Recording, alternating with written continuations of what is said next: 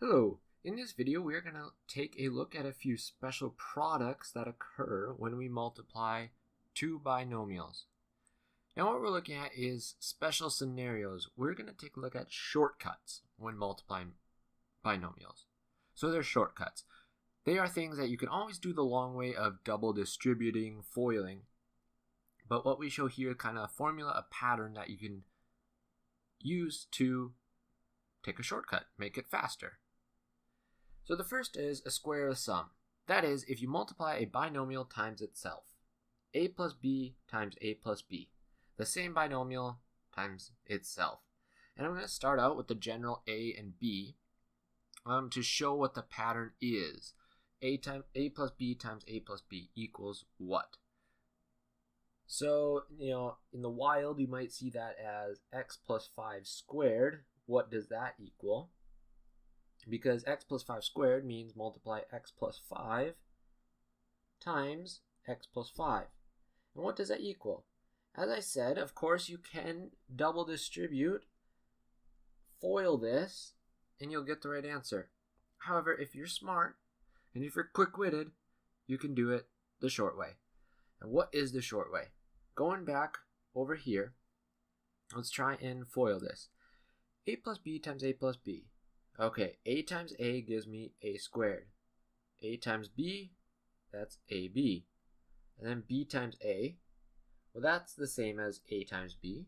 Multiplication is commutative, doesn't matter the order. And then I have b times b. That is b squared. Well, I noticed that I have two like terms here, ab and ab. So this breaks down to a squared plus 2ab plus b squared. So if I square a binomial, it equals the first term squared plus 2 times the first and second term plus the second term squared. So in my example with numbers over here and some letters, x plus 5, x is kind of my a there, and 5 is my b from that previous example to the left. So this, instead of double distributing, I can just know that it is x squared plus 2 times a times b plus b squared, which is 5 squared, 25. And that is x squared plus 10x plus 25. And that's the shortcut way to remember that a plus b squared is equal to a squared plus 2ab plus b squared. And I can do that even quicker as I get a hang of it. I won't even need to write out this step in between here of the 2 times x times 5. I would do that in my head. It's all about efficiency with these special products. So we will continue on in our quest for efficiency with the square of a difference. And this is really similar to our last one. It's just a minus sign instead of a plus sign between our two terms. So in the wild, that would look like something 6p minus 3 times 6p minus 3. Or maybe you'll see it as 6p minus 3 squared. Okay, because that would equal 6p minus 3 times 6p minus 3. How can I quickly do that? Well, let's take a look over at our general form here and FOIL it. Go the long way. A times a, that's a squared. A times b, a times negative b would be a minus ab. Negative b times a would be a negative ab.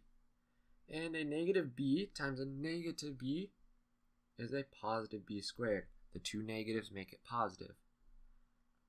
And I see like terms in the middle, so I end up with a squared minus 2ab plus b squared.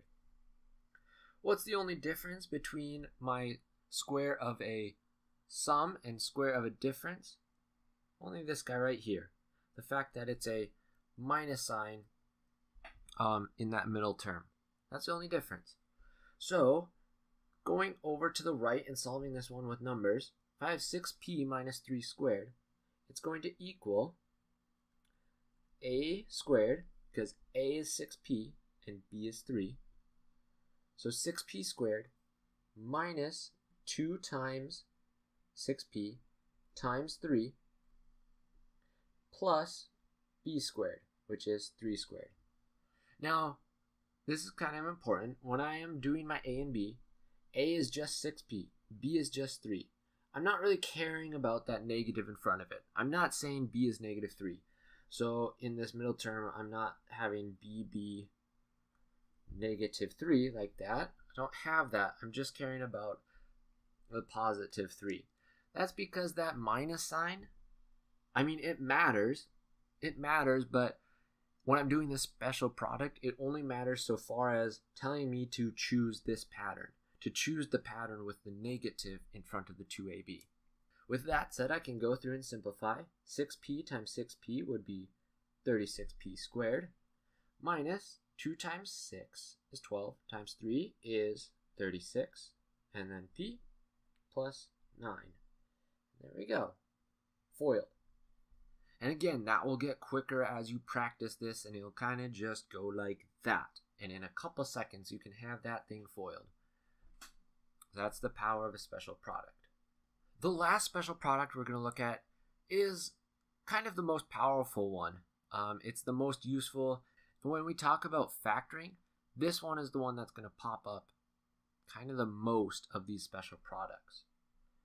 So a plus b times a minus b. It's a product of a sum and a difference. A sum in the first one, a difference in the second.